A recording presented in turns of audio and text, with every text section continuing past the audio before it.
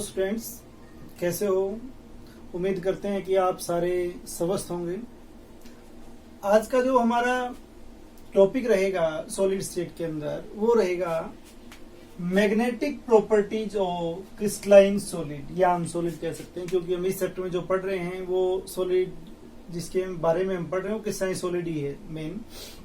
तो जो magnetic properties हैं, सबसे पहली बात आती है कि जो भी सॉलिड होते हैं जितने भी टाइप के, उनके अंदर मैग्नेटिक जो प्रॉपर्टीज हैं वो किसकी वजह से आती हैं। अब किसी भी सॉलिड के अंदर जो मैग्नेटिक प्रॉपर्टीज होती हैं वो होती है due to the magnetic moment. मतलब जो मैग्नेटिक प्रॉपर्टीज होती हैं किसी भी सॉलिड में वो होती है ड्यू टू मैग्नेटिक मोमेंट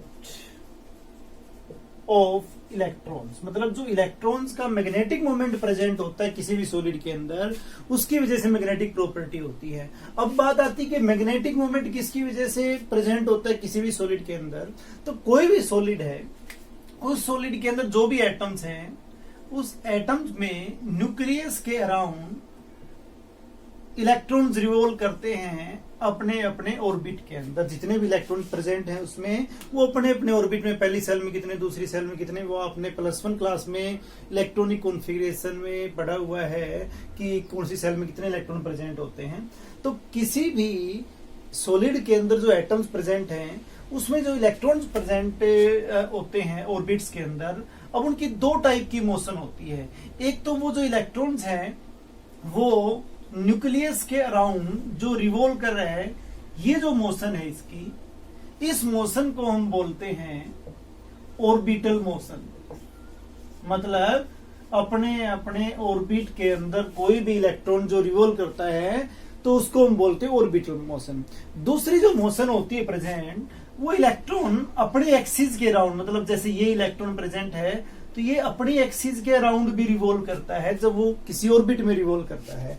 तो अपनी एक्सिस के अराउंड जो रिवॉल्व करता है उस टाइप की जो मोशन उसको हम बोलते हैं स्पिन मोशन। उसको हम क्या बोलते हैं? Spin motion. तो इसका मतलब किसी भी इलेक्ट्रॉन एटम के अंदर, सॉलिड के अंदर जो इलेक्ट्रॉन है वो दो टाइप की मोशन शो करते हैं, ऑर्बिटल मोशन और स्पिन मोशन। और इन दोनों मोशंस की वजह से कोई भी जो इलेक्ट्रॉन्स है वो एक स्मॉल मैग्नेट की तरह बिहेव करता है। वो एक स्मॉल मैग्नेट की तरह बिहेव करता है। अब जो स्मॉल मैग्नेट, या हम ये कह सकते हैं एक टीनी मैग्नेट की तरह बिहेव करता है, तो इसी की वजह से भाई एक मैग्नेट की तरह इस तरीके से बहुत सारे इलेक्ट्रॉन प्रेजेंट होते हैं किसी भी सॉलिड के अंदर, तो उसकी वजह से किसी भी सॉलिड के अंदर क्या आता है? मैग्नेटिक मोमेंट क्रिएट होता है। और उसी मैग्नेटिक मोमेंट की वजह से उस सॉलिड के अंदर मैग्नेटिक प्रॉपर्टीज आती है। मतलब जो मैग्नेटिक प्रॉपर्टीज क्रिएट होती है किसी सॉलिड के अंदर, वो इन दो टाइप की मोशन की वजह से होती है, ऑर्बिटल मोशन और स्पिन मोशन। और उन्हीं मोशन की वजह से every electron behave as a small magnetic, tiny magnet की तरह बिहेव करता है। और उसी की वजह से मैग्नेटिक मोमेंट क्रिएट होता है किसी भी सॉलिड के अंदर, और उस मैग्नेटिक मोमेंट की वजह से किसी भी सॉलिड के अंदर मैग्नेटिक प्रॉपर्टीज आती हैं। अब बात आती है कि किसी भी सॉलिड के अंदर जो मैग्नेटिक प्रॉपर्टीज हैं वो कितने टाइप की होती हैं। अब मेनली, अब जैसे डायमैग्नेटिक और पैरामैग्नेटिक बिहेवियर के बारे में तो आप +1 में मोलिकुलर ऑर्बिटल थ्योरी में, जिसमें हमने एनर्जी लेवल डायग्राम पढ़े थे, वहां भी आप पढ़ चुके हैं। लेकिन इसके अलावा जो सॉलिड्स हैं वो 3 टाइप की मैग्नेटिक प्रॉपर्टीज और शो करते हैं: फेरोमैग्नेटिक, एंटी फेरोमैग्नेटिक और फेरीमैग्नेटिक सब्सटेंसेस। मतलब on the basis of magnetic properties हम कहें कि जो सॉलिड्स है मेनली 5 टाइप के कैरेक्टरिस्टिक शो करते हैं, जिसको हम, या 5 टाइप के सब्सटेंसेस होते हैं: paramagnetic substance, diamagnetic substance, paramagnetic, ferromagnetic, anti ferromagnetic और फेरीमैग्नेटिक। अब बात करते हैं कि इनके अंदर ये जो प्रॉपर्टीज हैं ये किसकी वजह से होती हैं। अगर किसी भी सॉलिड के अंदर जो इलेक्ट्रॉन्स प्रेजेंट हैं वो उनके ऑर्बिटल्स में सारे पेयरिंग में प्रेजेंट है। मतलब किसी भी सॉलिड के अंदर जो इलेक्ट्रॉन्स प्रेजेंट हैं सारे क्या हैं? पेयरिंग में है, हम ये कह सकते हैं भी जिस भी सॉलिड के जो ऑर्बिटल्स हैं वो कंप्लीटली फील्ड होंगे। अब कंप्लीटली फील्ड होंगे तो एक ही ऑर्बिटल में जो इलेक्ट्रॉन आता है वो एक क्लॉकवाइज होगा, तो एक एंटी क्लॉकवाइज होगा। इसका मतलब अगर सारे के सारे जो इलेक्ट्रॉन्स हैं अगर पेयर्ड फॉर्म में हैं, तो वो जो सॉलिड है वो डायमैग्नेटिक कैरेक्टर शो करेगा। And due to the presence of paired electron they show repulsion in the presence of magnetic field. तो इसका मतलब दे आर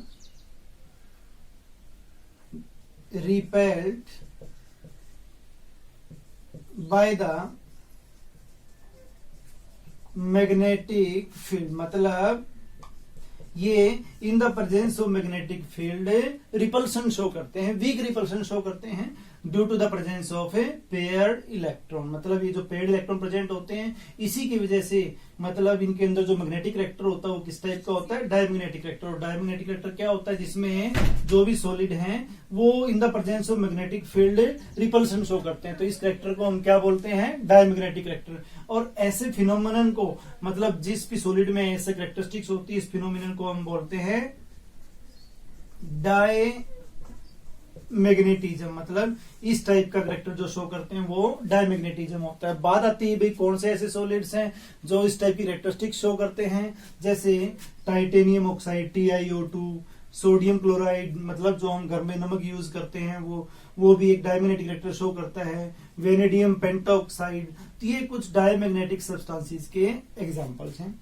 इसके बाद सेकंड जो कैरेक्टरिस्टिक जो शो करते हैं solids on the basis of magnetic property वो है पैरामैग्नेटिक सब्सटेंस। अब पैरामैग्नेटिक सब्सटेंस क्या होते हैं, ये बिल्कुल डायमैग्नेटिक जो सब्सटेंसेस हैं उनके बिल्कुल अपोजिट कैरेक्टरिस्टिक्स शो करते हैं। मतलब इसमें जैसे हमने पढ़ा कि the all of the electrons are present in paired form, but in the paramagnetic substance या हम ये कहें भी जिस भी सॉलिड के अंदर जो इलेक्ट्रॉन्स प्रेजेंट होते हैं उनकी डायरेक्शन सेम होती है या they are present in parallel form. या ये कह सकते हैं कि ऐसे सॉलिड जिसमें अंदर अनपेयर्ड इलेक्ट्रॉन्स प्रेजेंट होते हैं, तो ऐसे सॉलिड के अंदर जो मैग्नेटिक कैरेक्टर होता है वो होता है paramagnetic character. And due to the presence of unpaired electron they are weakly they are, ये हम ये कह सकते हैं कि ये जो रिपल्सन शो करते हैं they are weakly attracted by the magnetic field. मतलब जब भी इनको मैग्नेटिक फील्ड में रखते हैं, अब मैग्नेटिक फील्ड में रखने का मतलब क्या है भाई, कोई भी सॉलिड है एक साइड अगर हम ये कहें मैग्नेट का नॉर्थ पोल है, एक साइड हम ये कहें साउथ पोल है, तो यहां अगर हम किसी सब्सटेंसेस को रखते हैं तो इन the presence of magnetic field, तो उसमें हम देखते हैं कि वो किस टाइप का कैरेक्टरिस्टिक शो करते हैं, पैरामैग्नेटिक कैरेक्टर शो करते हैं। और पैरामैग्नेटिक कैरेक्टर क्या होता है, जो इन the presence of magnetic field attraction show करते हैं, वीक अट्रैक्शन शो करते हैं। तो ऐसे सॉलिड को हम बोलते हैं पैरामैग्नेटिक सब्सटेंस। और ये किसकी वजह से होता है, due to the presence of unpaired electron. अब इस टाइप का जो भी सब्सटेंसेस शो मतलब बिहेवियर शो करते हैं तो इस बिहेवियर को हम बोलते हैं पैरामैग्नेटिज्म। मतलब इस टाइप का जो बिहेवियर है इस फिनोमिनन को हम क्या बोलते हैं, पैरामैग्नेटिज्म। अब इसकी बात करते हैं एग्जांपल्स की भी, कौन कौन से ऐसे सॉलिड्स हैं जो पैरामैग्नेटिक कैरेक्टर शो करते हैं। जैसे TiO टाइटेनियम ऑक्साइड है, Cu2+ आयंस हैं, या Fe3+ जो आयंस हैं। तो ऐसे जो भी सब्सटेंसेस होते हैं जिनमें इन सॉलिड्स के ऊपर ये चार्ज होता है या टाइटेनियम ऑक्साइड है, ये पैरामैग्नेटिक कैरेक्टर शो करते हैं। तो ये तो बात हुई जिनके बारे में हम पहले भी पढ़ चुके हैं भी, जिसमें अनपेयर्ड इलेक्ट्रॉन होंगे वो पैरामैग्नेटिक कैरेक्टर शो करेगा, और जिसमें सारे के सारे इलेक्ट्रॉन पेयर्ड होंगे वो डायमैग्नेटिक कैरेक्टर शो करेगा। इसके बाद जो नेक्स्ट 3 कैरेक्टरिस्टिक्स हैं ये मेनली जो सब्सटेंसेस शो करते हैं वो शो करते हैं मेटल्स। मतलब जो मेटल्स है मेनली वो इस टाइप का जो मेटेलिक सॉलिड है वो इस टाइप का कैरेक्टरिस्टिक शो करते हैं। अब इन सॉलिड के अंदर जो खास बात क्या होती है कि जैसे हमने बताया कि ये दोनों हैं, इनमें जो इलेक्ट्रॉन प्रेजेंट होते हैं एक में पेयर्ड फॉर्म में एक में अनपेयर्ड फॉर्म में।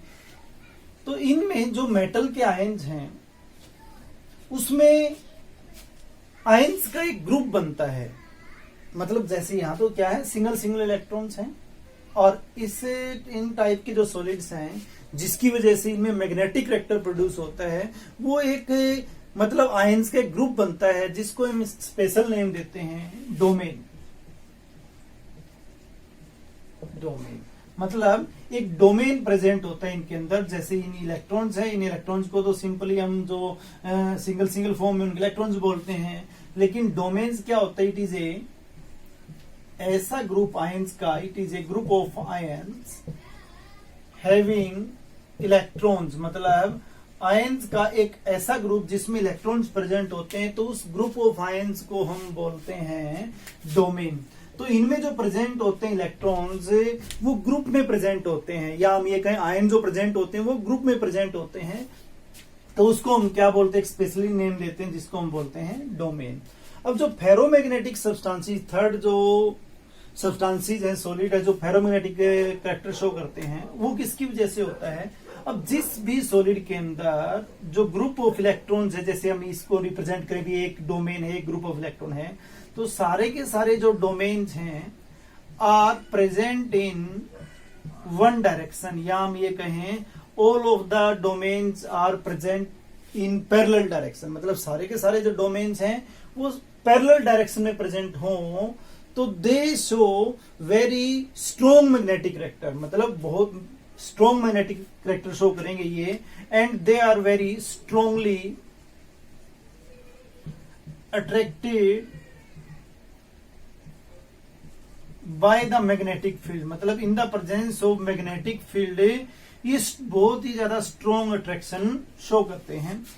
और ये किसकी वजह से होता है कि इसमें जितने भी डोमेन्स हैं, all of the domains are present in parallel form, मतलब पैरेलली अरेंज होते हैं, all of the domains are present in a same direction, जिसकी वजह से they show very strong magnetic moment, जिसकी वजह they are very strongly attracted by the magnetic field.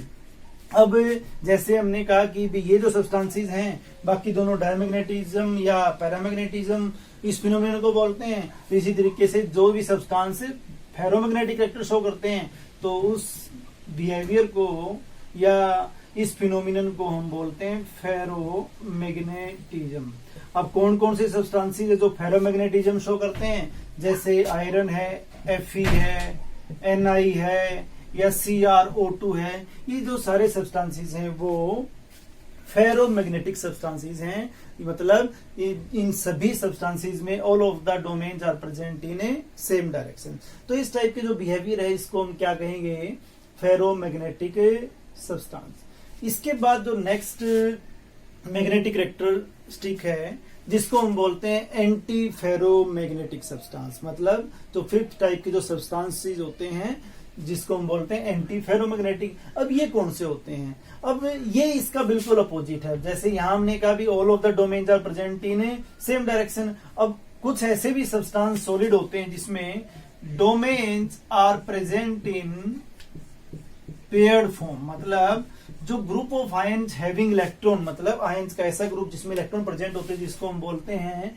Domain. तो domains present होते हैं लेकिन इन अपोजिट डायरेक्शन, मतलब अगर एक डोमेन्स है क्लॉकवाइज तो दूसरा होगा एंटी क्लॉकवाइज, एक क्लॉकवाइज है तो दूसरा क्या होगा, एंटी क्लॉकवाइज।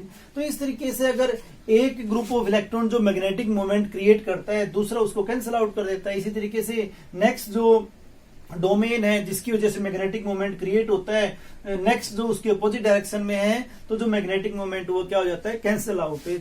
इसका मतलब बीन का जो मतलब मैग्नेटिक कैरेक्टर होता है वो क्या होता है, they are strongly repelled by magnetic field, मतलब जब भी इनको मैग्नेटिक फील्ड में रखते हैं तो ये बहुत ज्यादा स्ट्रॉन्ग रिपल्सन शो करते हैं। और ये किसकी वजह से होता है, because all of the domains are present in paired form, मतलब पेयरिंग में होते हैं, एक क्लॉकवाइज है तो दूसरा एंटी क्लॉकवाइज है। और इस बिहेवियर को हम बोलते हैं anti ferromagnetism, anti ferromagnetism. Magnetism, मतलब जो भी सब्सटेंसेस इस टाइप का बिहेवियर शो करते हैं तो उसको हम क्या कहेंगे, एंटी फेरोमैग्नेटिज्म। इसके बाद एग्जांपल्स कौन कौन से हैं इसके एंटी फेरोमैग्नेटिक सब्सटेंस के, जैसे MnO है, Fe2O3 है, MnO2 है। तो ये ऐसे सब्सटेंसेस हैं या ऐसे सॉलिड हैं जो एंटी फेरोमैग्नेटिक कैरेक्टर शो करते हैं। इसके बाद जो लास्ट टाइप है फेरीमैग्नेटिक सब्सटेंस। अब इसमें जो हमने बताया भी सारे के सारे जो डोमेन्स हैं एक ही डायरेक्शन में होते हैं, जिसको हम बोलते हैं फेरोमैग्नेटिक सब्सटेंस। इसके बाद नेक्स्ट जो टाइप है जिसमें डोमेन्स प्रेजेंट होते हैं पेयर्ड फॉर्म में, जिसको हम बोलते हैं एंटी फेरोमैग्नेटिक सब्सटेंस। इसके बाद जो लास्ट टाइप है वो है फेरीमैग्नेटिक सब्सटेंस। अब इसमें क्या होता है कि if domains are present in clockwise and anti clockwise but in unequal number, मतलब ये हो सकता है कि एक जो डोमेन है group of ions having electron वो क्लॉकवाइज है, दूसरा एंटी क्लॉकवाइज हो सकता है, उसके बाद दो क्लॉकवाइज हो एक एंटी क्लॉकवाइज हो। इस तरीके से जिसमें domains are present in opposite direction but in unequal number, मतलब ऐसे सब्सटेंसेस जिसमें domains are present in opposite direction but unequal in number, मतलब इक्वल नहीं होते, अनइक्वल इन नंबर, मतलब अपोजिट डायरेक्शन में तो प्रेजेंट होते हैं लेकिन ऐसा नहीं होता एक क्लॉकवाइज एक एंटी क्लॉकवाइज, जैसा हमने एंटी फेरोमैग्नेटिक सब्सटेंस में पढ़ा। तो इसमें तो जो कुछ मैग्नेटिक मोमेंट है वो तो कैंसल आउट हो जाता है, और कैंसल आउट होने के बाद भी ये कुछ मैग्नेटिक कैरेक्टर शो करते हैं। तो इसका मतलब इनके अंदर भी मैग्नेटिक कैरेक्टर होता है, कुछ कैंसल आउट हो जाता है लेकिन कुछ फिर भी मैग्नेटिक मोमेंट बचता है, जिसकी वजह से ये मैग्नेटिक कैरेक्टर शो करते हैं। और ये भी जो मैग्नेटिक कैरेक्टर शो करते हैं वो स्मॉल अमाउंट में होता है, मतलब they have magnetic moment less than ferromagnetic. इसमें तो सारे के सारे ही एक डायरेक्शन में थे लेकिन इसमें कुछ से एक डायरेक्शन में बचते हैं, कुछ से का जो मैग्नेटिक मोमेंट है वो कैंसिल आउट हो जाता है।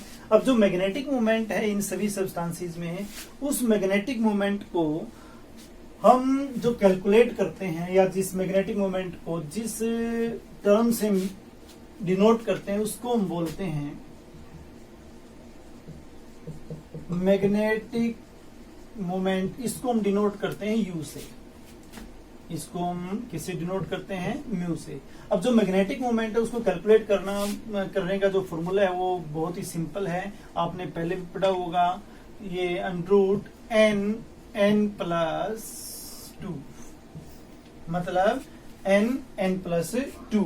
तो इस यहाँ जो n है वो n है number of unpaired electron, number of unpaired electron. भाई किसी भी सॉलिड के अंदर जो एटम्स प्रेजेंट हैं उस एटम के अंदर नंबर ऑफ अनपेड इलेक्ट्रॉन कितने हैं, तो नंबर ऑफ अनपेड इलेक्ट्रॉन को हम डिनोट करते हैं n से।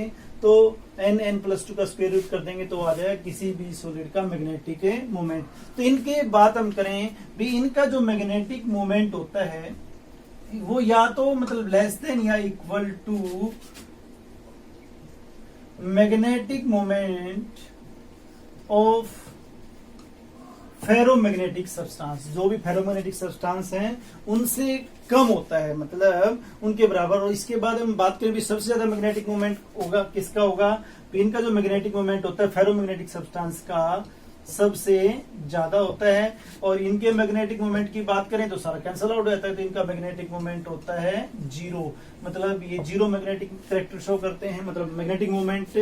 और अगर हम पैरामैग्नेटिक की बात करें तो they have small value of magnetic moment, they have small magnetic moment. और अगर हम बात करें कि डायमैग्नेटिक है, इसमें भी all of the electrons are present in a paired form, so they have net 0 magnetic moment. तो इनका भी जो मैग्नेटिक मोमेंट होता है वो होता है 0। तो ये भी एग्जाम में क्वेश्चन पूछ सकते हैं भी सबसे ज्यादा मैग्नेटिक मोमेंट किसका होता है, तो फेरोमैग्नेटिक सब्सटेंस जो होते हैं उनका मैग्नेटिक मोमेंट सबसे ज्यादा होता है। तो ये थी आज की magnetic properties of crystalline solid, मतलब जो क्रिस्टलाइन सॉलिड है वो मैग्नेटिक प्रॉपर्टीज शो कौन सी करते हैं, एक बार हम जल्दी से फिर एक बार इसको रिवाइज कर देते हैं कि मैग्नेटिक जो प्रॉपर्टीज हैं वो किसकी वजह से होती हैं। वो होती है दो टाइप की जो मोशन शो करते हैं इलेक्ट्रॉन्स, ऑर्बिटल मोशन और स्पिन मोशन। उसकी वजह से every electron behave as small magnet या टीनी मैग्नेट की तरह बिहेव करता है। मैग्नेटिक मोमेंट को हम कैलकुलेट कैसे करते हैं, मैग्नेटिक मोमेंट को हम म्यू से डिनोट करते हैं और इसको कैलकुलेट करने का जो फॉर्मूला है n+2, इस फॉर्मूले से हम कैलकुलेट करते हैं। और मैग्नेटिक मोमेंट की अगर हम यूनिट की बात करें भी किसमें मेजर करते हैं तो इसकी जो यूनिट होती है वो होती है बोर मैग्नेटोन। तो बोर मैग्नेटोन में हम मेजर करते हैं। और मैग्नेटिक प्रॉपर्टीज के बेस पे जो क्रिस्टलाइन सॉलिड है वो 5 टाइप के होते हैं, डायमैग्नेटिक, पैरामैग्नेटिक, फेरो, एंटी फेरो और फेरीमैग्नेटिक सब्सटेंस। और ये बिल्कुल ही आसान सा ही है कि डायमैग्नेटिक में सारे इलेक्ट्रॉन पेयरिंग में होते हैं, पैरामैग्नेटिक में सारे अनपेयर्ड होते हैं। इसके बाद जो फेरो, एंटी फेरो, फेरीमैग्नेटिक सब्सटेंस हैं उनके अंदर जो इलेक्ट्रॉन्स प्रेजेंट होते हैं वो ग्रुप में होते हैं जिसको हम बोलते हैं डोमेन। तो इसमें जिसमें डोमेन्स प्रेजेंट हो सारे एक ही डायरेक्शन में तो उसको फेरोमैग्नेटिक सब्सटेंस कहेंगे। जिसमें अपोजिट डायरेक्शन में है, इक्वल इन नंबर है तो उसको हम एंटी फेरो कहेंगे। और जिसमें अपोजिट डायरेक्शन में तो है लेकिन अनइक्वल नंबर में है तो उनको हम क्या कहेंगे, फेरीमैग्नेटिक सब्सटेंस। और इसके बाद हम बात करें भी कौन सा अट्रैक्शन शो करते हैं, कौन से रिपल्शन शो करते हैं in the presence of magnetic field. तो जो डायमैग्नेटिक सब्सटेंस हो वो वीक रिपल्शन शो करते हैं। पैरामैग्नेटिक जो सब्सटेंस है ये वीक अट्रैक्शन शो करते हैं। फेरोमैग्नेटिक जो सब्सटेंस है वो स्ट्रॉन्ग अट्रैक्शन शो करते हैं in the presence of magnetic field. Anti ferro जो मैग्नेटिक सब्सटेंस है वो स्ट्रॉन्ग रिपल्शन शो करते हैं। और जो फेरीमैग्नेटिक सब्सटेंस है वो स्मॉल मतलब अट्रैक्शन शो करते हैं, क्योंकि उसमें डोमेन्स प्रेजेंट तो होते हैं, कुछ अनपेड बचते हैं लेकिन बहुत कम संख्या में बचते हैं क्योंकि कुछ जो मैग्नेटिक मोमेंट हो कैंसिल आउट हो जाता है। और अगर हम मैग्नेटिक मोमेंट की बात करें तो इनका जो नेट मैग्नेटिक मोमेंट है वो 0 होता है। Paramagnetic they have small net magnetic moment. Ferromagnetic जो सब्सटेंस है वो सबसे ज्यादा मैग्नेटिक रेक्टर शो करते हैं तो इनका मैग्नेटिक मोमेंट सबसे ज्यादा होता है। जो एंटी फेरोमैग्नेटिक सब्सटेंस है उनका भी नेट मैग्नेटिक मोमेंट 0 होता है क्योंकि all of the magnetic moment is cancel out by the domain present in opposite direction. जो फेरीमैग्नेटिक सब्सटेंस है they have magnetic moments, they have some value of magnetic moment but less than the ferromagnetic substance। तो ये थी आज की जो lecture था magnetic properties of A solid. उम्मीद करते हैं कि आपको ये मैग्नेटिक जो प्रॉपर्टीज हैं वो अच्छे तरीके से समझ में आ गई होंगी।